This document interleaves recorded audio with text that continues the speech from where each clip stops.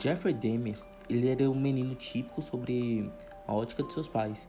Ele tinha dois irmãos, ele era o irmão mais velho, sendo que ele nasceu em 21 de maio de 1960, em Milwaukee, e ele agia naturalmente até ser submetido a uma cirurgia de hérnia aos 4 anos de idade.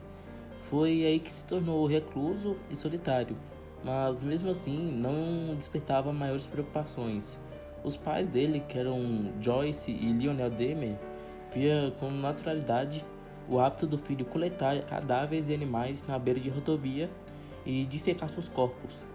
Para o pai, que era um professor de química, separar os órgãos de bichinhos para ver como funciona era natural para a criança e interessados por ciência. Com o passar dos anos, Dahmer começou a consumir bebidas alcoólicas, tornando-o alcoólatra já aos 14 anos.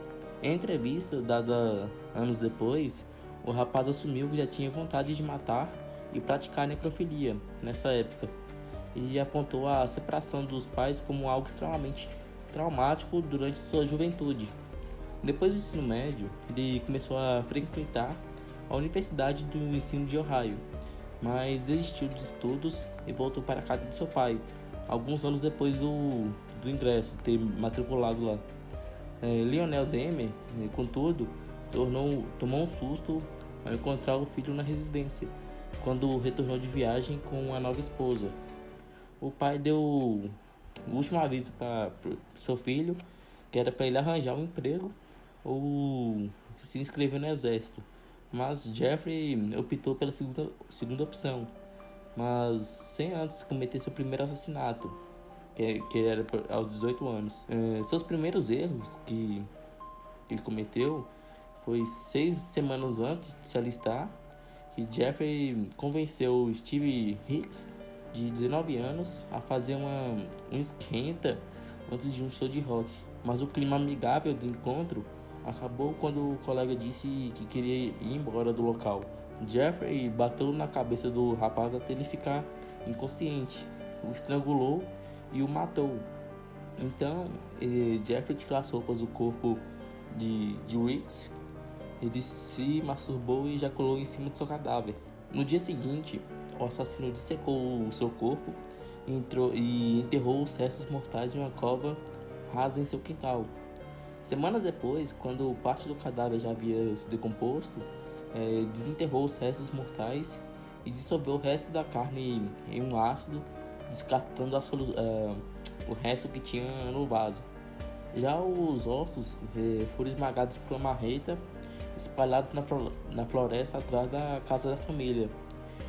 Ninguém descobriu a autoria do crime até Jeffrey confessá-los. Em 1991, portanto, o rapaz foi mandado para o exército, onde viveu uma vida relativamente normal durante algum tempo. Após se estabelecer nas Forças Armadas, passou a drogar e abusar sexualmente alguns de seus colegas de pelotão. À época, algumas vítimas denunciaram os assédios, mas nada foi feito até março de 81, quando foi liberado com honras, com bom comportamento. Afinal, ninguém achava que os supostos abusos se repetiram fora do exército. Mas, na verdade, no período que ele retornou do exército e o momento em que voltou a matar, em 87, Jeffrey passou por diversos empregos e residências, finalmente se fixando na casa de sua avó. Foi lá que se tornou os assassinatos, sendo sua primeira vítima um jovem chamado Stephen Tuomi. A dupla se encontrou em um bar e começou a beber, indo para um quarto de hotel, onde acabaram dormindo. Na manhã seguinte, Jeffrey encontrou o parceiro morto, sem nenhuma lembrança das atividades da noite anterior.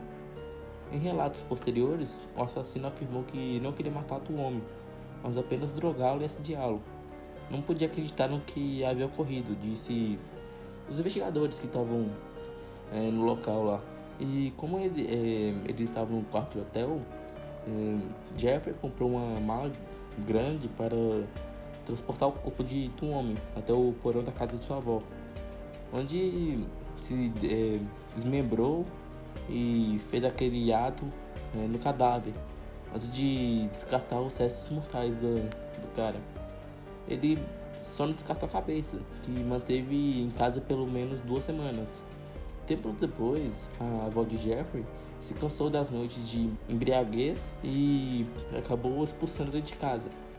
Ela também chegou a se queixar de um cheiro muito forte vindo dos cômodos da casa, onde Jeffrey ficava, né? Mas não podia imaginar que os corpos de dois jovens estavam ali na sua propriedade. Então, Jeffrey arranjou um apartamento e acabou passando a seduzir e matar os rapazes que tinham azar de cruzar no seu caminho. Até que em 1991, quando foi pego, o Jeffrey, né, que já era um serial killer, acabou fazendo 17 vítimas, que não foram apenas assassinadas a sangue frio, mas também foram violentadas e estupradas, além de escortejadas e devoradas. Ele ainda comia por parte das pessoas. Jeffrey se tornou um dos assassinos em série mais famosos da história, não apenas pelo extenso número de assassinatos, mas também pelo resquício de crueldade e loucura que apresentava às vítimas. De acordo com os biógrafos e criminologistas que estudavam o serial killer, ele saía para beber em algum bar na região, onde demonstrava interesse e convencia a vítima em questão a ir em seu apartamento. Lá ele drogava e estuprava os rapazes antes de esquartejá-lo. Em alguns casos, sodomizava os corpos ou praticava aquele ato sobre os restos mortais. E depois Jeffrey costumava desmembrar os cadáveres ritualisticamente, tirando fotos de cada etapa do processo e guardando esse registro em uma espécie de altar.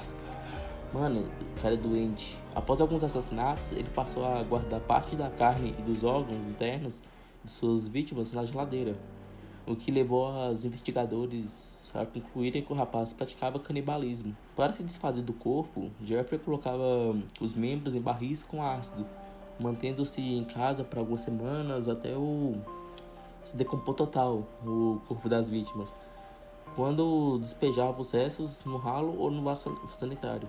O canibal de Milwaukee, que ficou conhecido o Jeffrey, né? Contudo, tinha um ritual particular para a cabeça de sua vítima. O homem ele mantinha no congelador por um período, usando para fazer aquele ato lá, ou praticar seu beijo na boca. Depois, ele fervia o membro em uma água e descolava a pele do cadáver, mantendo o crânio exposto sobre sua mesa exposto sobre sua mesa de cabeceira ou em alguns outros móveis. Quando o Jeffrey foi preso, ele confessou ter variado seu método com o passar do tempo, principalmente porque não queria que os rapazes morressem. Um desses casos foi um rapaz chamado Coneraki Sintasofone. Eu acho que é esse que se pronuncia o nome dele. Mas Jeffrey fez um furo no seu crânio enquanto ele dormia e acabou jogando água quente nesse buraco que ele fez. De acordo com o que ele estava tentando era manter-o vivo. Não tem como fazer um corte na cabeça de uma pessoa, jogar água quente e fazer que ele fica vivo, tá ligado? Mas ele queria garantir que a vítima jamais o abandonaria. Outro fato importante sobre o assassino é que suas vítimas eram mais pessoas negras e algumas eram latinas.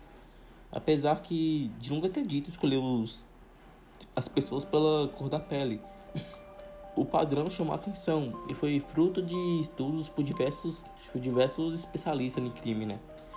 Para alguns, o fato é apenas uma coincidência, dada a região dos Estados Unidos em que Jeffrey vivia. Para outros, o perfil escolhido demonstra o racismo direto ou velado por parte dele, né? Por mais que o número de desaparecidos estivesse crescendo, ninguém suspeitava que havia um serial killer à solta. E por isso, em 22 de julho de 1991, Tracy Edwards quase se tornou a 13ª vítima de Jeffrey. Os dois se conheceram, né, em um bar, e o Jeffrey convenceu o colega a ir para seu apartamento, com a promessa de convidar algumas garotas para beber. Chegando no local, Edwards percebeu que havia cometido um erro tremendo que acabou sendo algemado por Jeffrey. O cara deve ter surtado na hora. Como relatou a polícia, Edwards passou horas na residência, onde pôde ver os diversos corpos que ainda se decompunham na casa. O rapaz tentou convencer Dahmer de que não abandonaria se fosse liberado, que estava ali porque gostava dele. A negociação durou por algumas horas, até que um golpe de sagacidade e de muita sorte fez com que Jeffrey baixasse a guarda e Edwards conseguisse fugir do local. Ao ver os dois policiais que estavam passando por ali, o Edwards sinalizou para eles e contou tudo que havia visto, né, para as autoridades, que dessa vez resolvessem investigar a fundo o apartamento de Jeffrey. Os oficiais descobriram 74 polaroids, 4 cabeças congeladas, um torso e diversas outras provas necessárias para incriminar o assassino.